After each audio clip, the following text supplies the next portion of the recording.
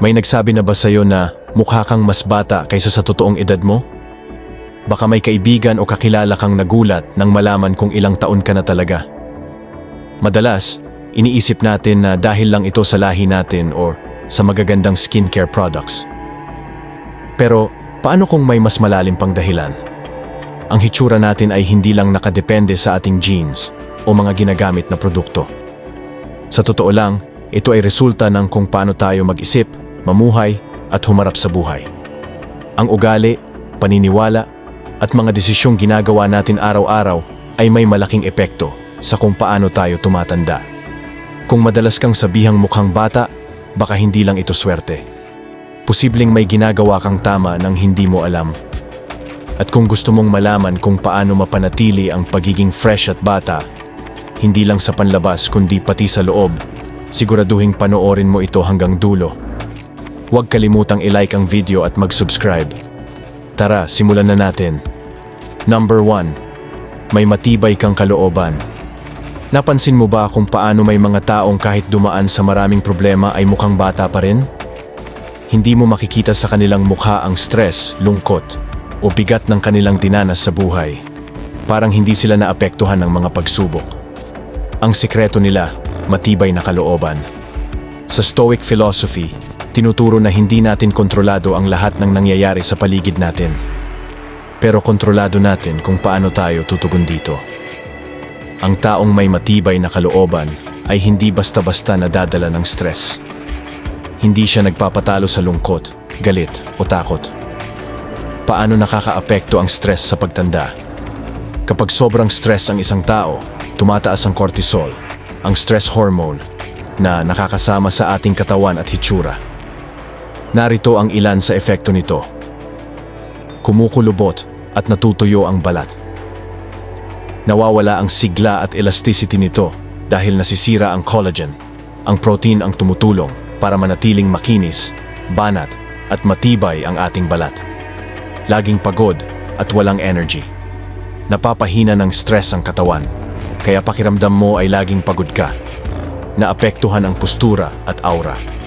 Ang taong laging stressed ay mukhang matamlay, laging nakasimangot, o parang mabigat ang daladala sa katawan. Kung napapansin mong may mga taong biglang tumatanda pagkatapos dumaan sa mabigat na pagsubok, ito ay dahil hindi nila nakontrol ang stress sa kanilang katawan. Ang stress ay hindi lang sumisira sa mental health, kundi pati na rin sa panlabas na anyo. Sekreto ng mukhang bata, tatag ng loob. Ang mga taong mukhang bata sa kabila ng pagsubok ay may emotional resilience o kakayahang bumangon at mag-move on. Hindi sila nagpapadala sa negatibong emosyon. Kahit may problema, hindi sila nagpapakalunod sa lungkot o galit. Madali silang mag-adjust sa sitwasyon. Imbes na magreklamo, hinahanap nila ang solusyon o tinatanggap ang hindi na nila mababago. Hindi nila pasanan ang buong mundo. Alam nilang may mga bagay na hindi nila kontrolado, kaya nagpo-focus sila sa mga kaya nilang gawin. Kung gusto mong manatiling mukhang bata, hindi lang pisikal na katawan ang dapat mong alagaan. Dapat palakasin mo rin ang isip at damdamin. Huwag dibdibin ang mga problema. Gawin ang kaya mong solusyonan at tanggapin ang hindi mo kayang baguhin. Maglaan ng oras para sa sarili. Gumawa ng bagay na nagpapasaya o nagpapakalma sa iyo tulad ng meditasyon, journaling o paglalakad. Matutong magpasalamat. Ang taong marunong magpasalamat ay hindi madaling natatalo ng stress. Piliin ang mga laban. Hindi mo kailangang pumatol sa lahat ng argumento o problema. Minsan, mas mabuting palagpasin na lang. Panatilihin ang positibong pananal. Ang pagiging optimistic ay nakakapawas ng stress at nagpapaganda ng overall well-being.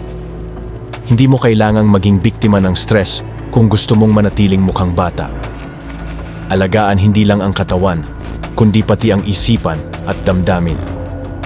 Ang pagiging matibay sa loob ay isang natural na anti-aging secret.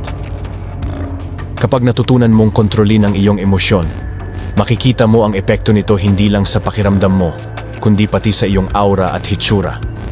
Sa dulo, hindi ang problema ang nagpapamukhang matanda sa atin, kundi kung paano natin ito hinaharap. Kaya kung gusto mong manatiling fresh at youthful, palakasin mo ang loob mo. Huwag magpatalo sa stress, at laging maging kalmado sa gitna ng unos. Number 2, palaging mausisa ang iyong kaisipan. Napansin mo ba na may mga taong kahit tumatanda, ay mukhang bata pa rin? Puno ng sigla at parang laging may bagong nadidiskubre sa buhay. Ano ang sikreto nila? Patuloy silang natututo at laging bukas sa bagong kaalaman. Sa kabilang banda, may mga tao namang mabilis tumanda, mukhang matamlay, at parang wala ng interes sa mundo. Karaniwan, ito ay dahil nawala na ang kanilang pagkamausisa at pagnanais matuto. Pinapalakas ang memorya. Ang utak na laging ginagamit ay mas tumatagal at hindi agad humihina. Pinapabagal ang mga senyalis ng pagtanda.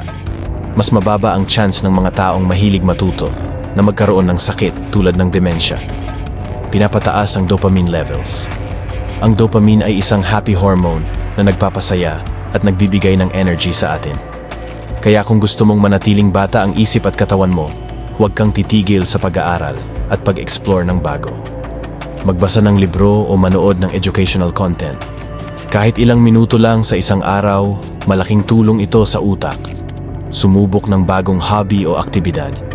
Kahit simpleng bagay tulad ng bagong pagkain o bagong gawain, may epekto ito. Makipag-usap sa iba't ibang tao. Maraming matututunan sa pakikinig sa ibang pananaw at karanasan. Maglaan ng oras para sa self-improvement. Hindi lang sa eskwela natatapos ang pag-aaral. Aralin din kung paano mas gaganda ang sarili at buhay mo. Number 3. Malaya mong naipapahayag ang iyong emosyon. Napanood mo ba na may mga taong mukhang bata at magaan ang aura? Samantalang ang iba ay parang mas matanda kaysa sa kanilang edad. Isa sa mga dahilan nito ay kung paano nila hinaharap at inilalabas ang kanilang emosyon. Ang mga taong hindi natatakot ipahayag ang kanilang nararamdaman, masaya man o malungkot, ay mukhang fresh, relaxed, at puno ng buhay. Samantalang ang mga taong laging tinatago ang kanilang damdamin ay madaling tumanda, mukhang laging pagod, at parang may dinadalang bigat sa loob. Ang taong marunong tumawa, umiyak o ipahayag ang nararamdaman ay mukhang mas buhay at mas magaang kasama. Hindi ibig sabihin na dapat mong isigaw ang iyong emosyon o maging impulsive. Ang tamang pagpapahayag ng damdamin ay may balanse. Hindi ito pinipigilan, pero hindi rin ito ibinubuhos sa maling paraan. Ano ang epekto ng pagpipigil ng emosyon? Kung ang pagpapahayag ng emosyon ay nakakatanda, ang pagpigil naman nito ay nagpapabilis ng pagtanda at nagpapahirap sa mental health. Laging mabigat ang loob. Ang taong hindi marunong maglabas ng damdamin ay parang may dinadalang bigat sa puso at isipan. Nagiging irritable at madaling ma-stress. Ang naiipong emosyon ay lumalabas sa pagiging bugnutin, mainitin ang ulo o irritable sa maliliit na bagay. Mas madaling tumanda. Dahil sa stress hormones, ang taong hindi expressive ay mas madaling magkaroon ng wrinkles at mukhang pagod. Maging honest sa sarili. Kung may nararamdaman ka, huwag mong itanggi. Alamin kung ano talaga ang pinanggagalingan ng emosyon mo.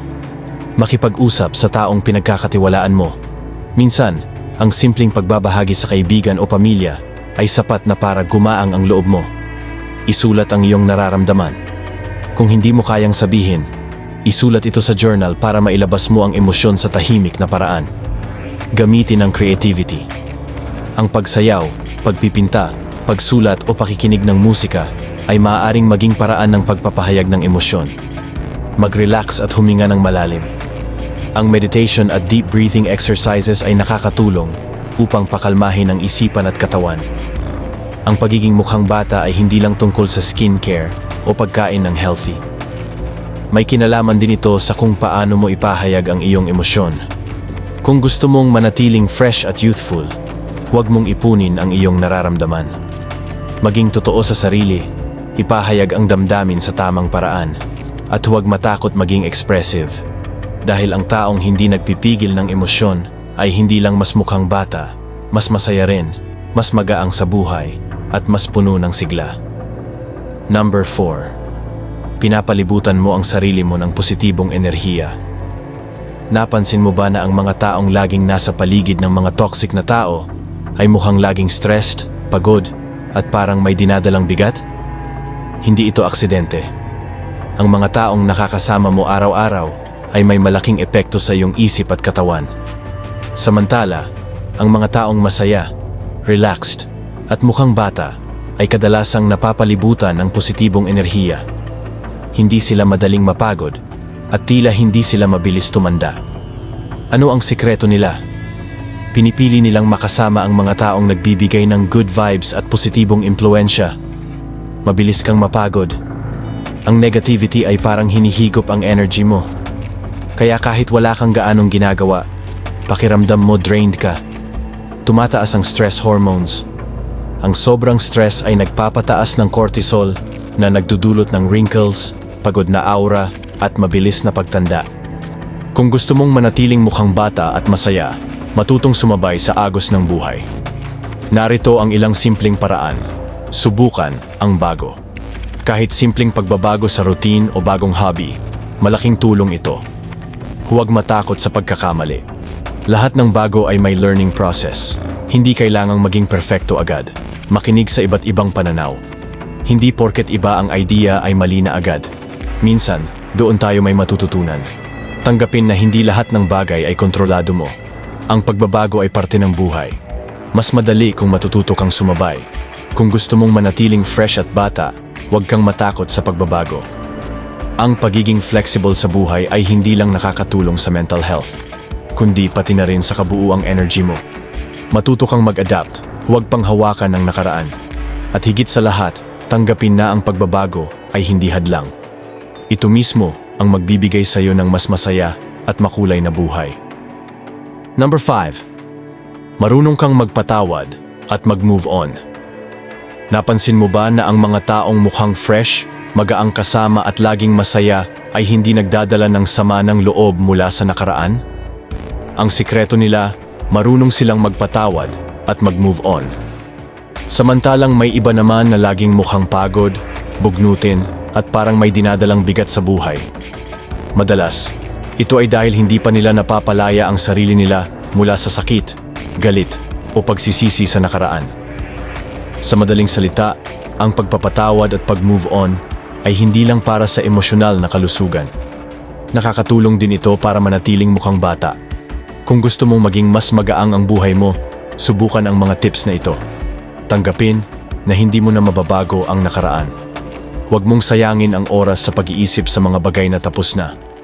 Huwag hayaang kontrolin ka ng galit. Ang sama ng loob ay parang lason. Ikaw lang ang nasasaktan, hindi ang taong kinasasamaan mo ng loob. Matutong magpasalamat. Mag-focus sa kung ano ang meron ka ngayon kaysa sa mga pagkukulang ng iba noon. Palibutan ang sarili ng positibong tao. Mas madaling mag-move on kung kasama mo ang mga taong nagbibigay ng good energy. Maging present sa kasalukuyan. Matutong mag-focus sa ngayon kaysa bumalik sa sakit ng kahapon. Ang pagpapatawad at pag-move on ay hindi lang tungkol sa pagiging mabait. Ito ay may direktang epekto sa iyong katawan, isipan at hitsura. Kapag natutunan mong bitawan ang galit, sakit at pagsisisi, mas magiging magaan ang iyong buhay. Mas magiging relaxed ang iyong mukha at mas magmumukha kang bata. Kaya kung gusto mong manatili ang fresh at youthful energy, huwag mong hayaan na sirain ang nakaraan ng kasalukuyan. Matutong magpatawad, bitawan ang sakit at mabuhay ng mas magaan. Dahil ang taong malaya sa hinanakit ay hindi lang mas masaya, kundi mas mukhang bata rin. Ang pagiging mukhang bata ay hindi lang dahil sa genes o kung anong skincare ang gamit mo. Mas mahalaga ang mindset, ugali at mga desisyon mo sa buhay. Paano mo hinaharap ang stress? Paano ka nag-move on sa nakaraan?